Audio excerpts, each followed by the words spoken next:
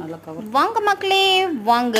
வணக்கம் மக்களே, மதுரைக்காரி சேனலுக்கு உங்களை வரவேற்கிறேன் மக்களே. இன்றைக்கி வந்து நம்ம ஒரு கேரட் பிரிஞ்சால்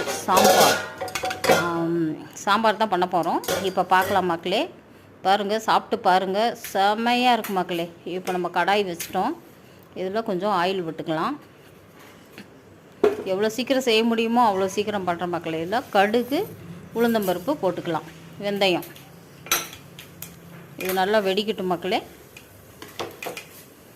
சப்ஸ்கிரைப் பண்ணுங்கள் மக்களே. இதில் வெங்காயம், பச்சை மிளகாய், கருவேப்பிலை இதை நம்ம போட்டுக்கலாம்.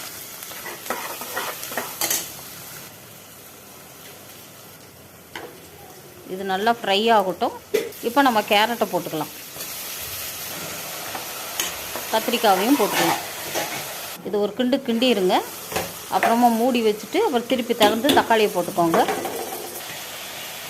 இது நல்லா வெந்த உடனே நம்ம மசாலா பொடியை போட்டுடலாம். மிளகாத்தூள், மஞ்சத்தூள், குழம்பு மிளகாய்த்தூள், சாம்பார் தூள் அதையும் நம்ம போட்டுட்டு ஒரு கிண்டு நல்லா கிண்டிட்டு நம்ம தண்ணி ஊற்றிக்கலாம். அப்புறமா ரொம்ப ஈஸி மக்களே. இது கொஞ்சம் நேரம் மூடி வச்சுருங்க. அது நல்லா ஃப்ரை ஆகட்டும், நல்லா வெந்துடும்.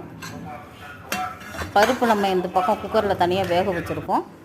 இந்த பருப்பை தூக்கி இது நல்லா வெந்துருச்சு பார்த்திங்களா. இப்போ நம்ம நல்லா ஒரு கிண்டி விட்டுட்டு பருப்பை தூக்கி ஊற்றிடுவோம்.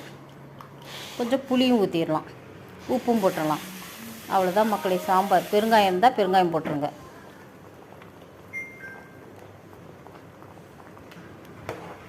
அவ்வளோதான் மக்களே, சாம்பார் ரெடி மக்களே.